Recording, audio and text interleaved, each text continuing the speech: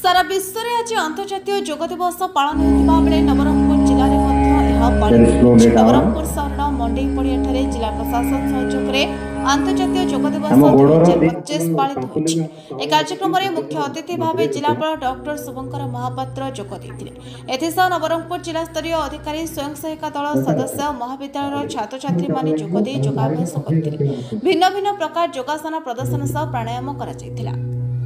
अवसर में उपस्थित अतिथि माने जोगदे उद्बोधन दे योग अभ्यास लाभ आवश्यकता विषय बुझाई।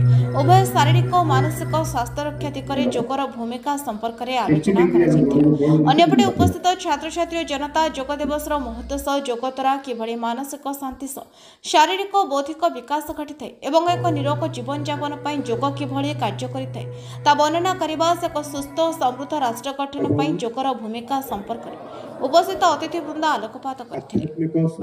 नवरंगपुर जिला प्रशासन तरफ अंतर्जातिक योग दिवस आज आमे नूतन मंडई पड़िया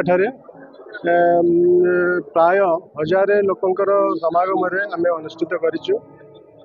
सकाळ 5:30 आरंभ करी प्रधानमंत्री भाषण समस्त शुणी योग कले कौन लाभ अच्छी निजर दैनंदिन जीवन में समाज प्रति कौन लाभदायक अच्छे से गुड़ा सब भाषण माध्यम बुझिले आम समस्त जाचु एठिकार समस्त पार्टिसिपेंट्स जन योग कले लाभ कौन उपादेयता कौन आशा करुँ आज अंतर्जातिक योग दिवस उपलक्षे आम जो योग अनुष्ठित करिछु नवरंगपुर जिलार नूतन मंडई पड़िया जेते लोग पार्टिसिपेट कर समस्त निज निज अंचल को जाइकी निश्चित अन्य लोक मानक एनकरेज करेंगे उत्साहित करेंगे एवं प्रतिदिन दैनंदिन योग करने समस्ते निजे निजे आगवर हे बोली मोर आशा।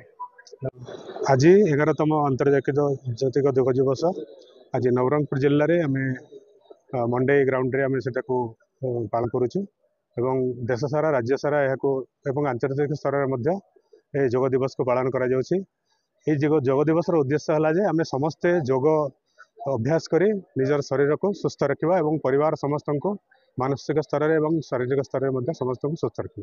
हाँ आज आमर नवरंगपुर जिले में हिरली ग्राउंड रे मंडई ग्राउंड रे आमर होता अंतर्जातिक योग दिवस अभ्यास आम पाखापाखि 1000 रु ऊर्ध्व एठी अंशग्रहण करथिले समस्ते।